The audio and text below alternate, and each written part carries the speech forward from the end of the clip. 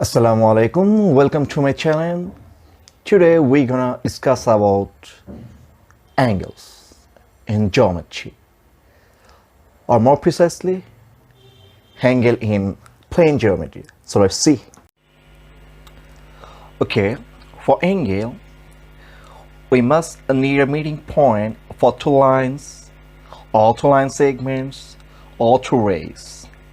But here we clearly see that the figure above the writing angle there is no meeting point, but the figures below the angle there are meeting points. That is why they form angle.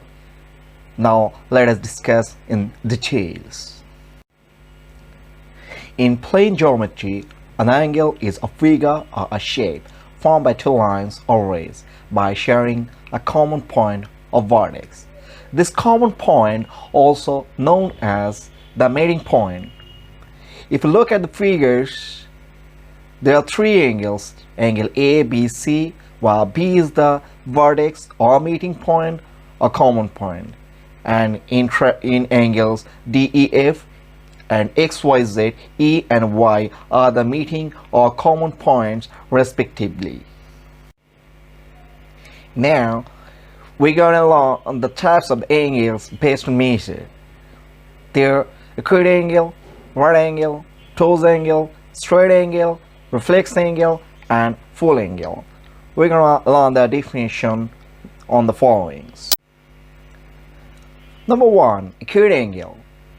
An angle having measure greater than 0 degree but less than 90 degree is known as acute angle. In the figure, ABC is an acute angle while B is the vertex. It should be mentioned that the minimum integer value of the acute angle is 1 degree and the maximum integer value of the acute angle is 89 degree. Number 2. Right angle. An angle having measure exactly 90 degree is known as right angle. Here in the figure we can see that angle DEF is the right angle while E is the vertex. We should notice another thing, that there is a box on the vertex E.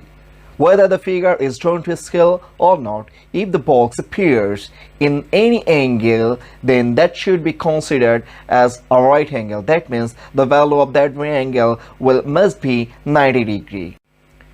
Number 3. Obtuse angle. An angle having measure greater than 90 degree but less than 180 degree is known as obtuse angle. In the figure, XYZ is an obtuse angle while Y is the vertex.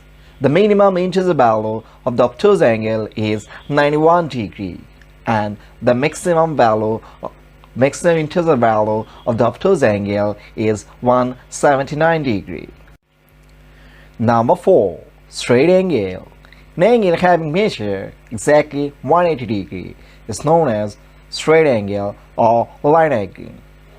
In the figure we can see a straight line MON while O is the vertex and the angle MON is the straight angle. Straight angle means it's a straight line. That is why its another name is line angle.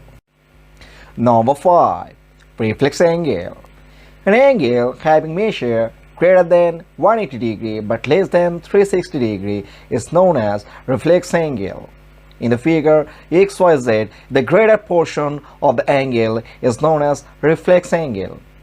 It should be mentioned that the minimum integer value of the reflex angle is 181 degree and the maximum integer value of the reflex angle is 359 degree. Suppose we have an angle 120 degree and the reflex angle of 120 degree will be 360 degree minus 120 degree. That means 240 degree.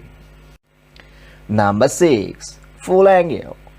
An angle having measure exactly 360 degree is known as full or whole angle.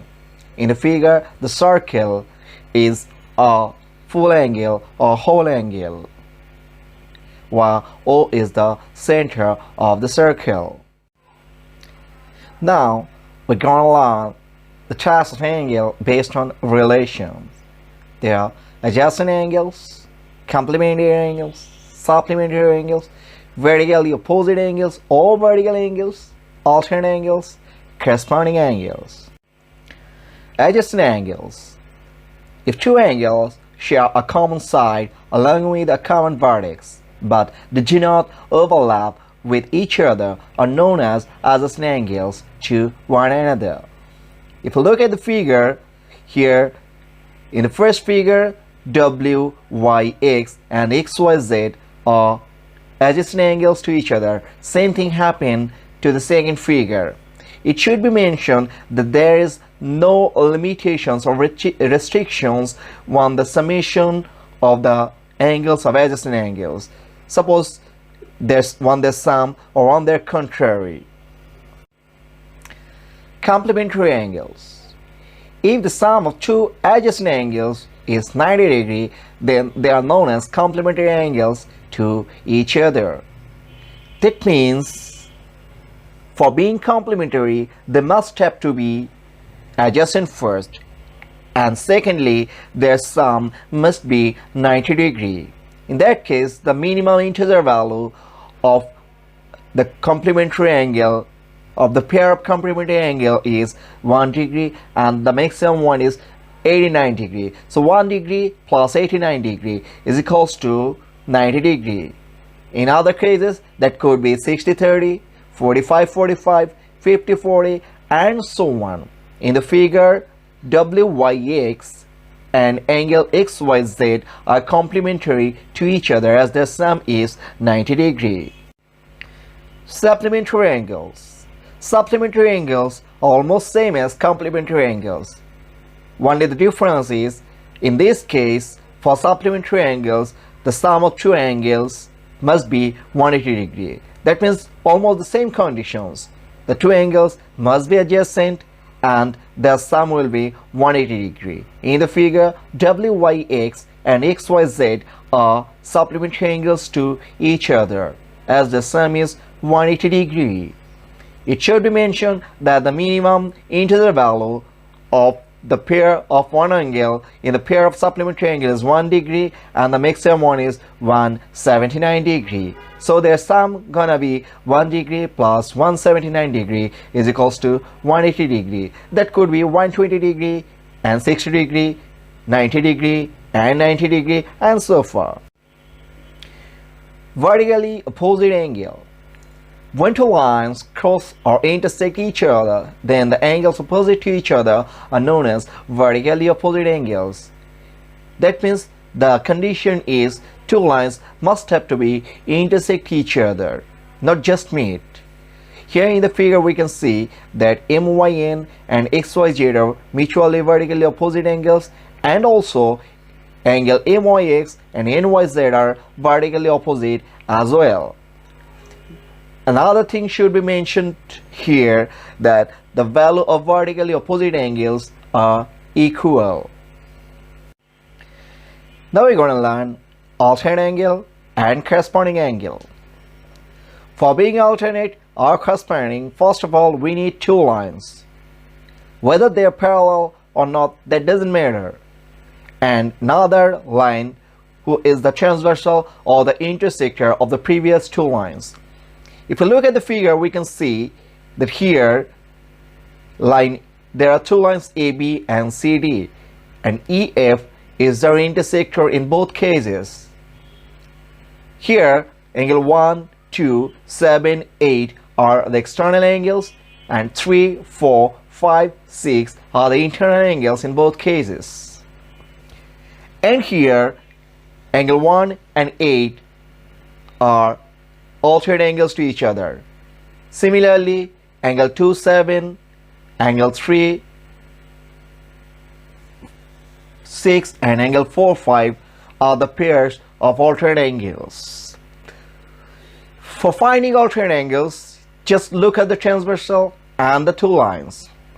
They hold different position to the transversals as well as the different place with respect to the related or relative lines. Suppose we're gonna if we're going to talk about angle 1 and 8, EF is a transversal, angle 1 is right to the transversal, and angle 8 is left to the transversal. That means they're on the different sides.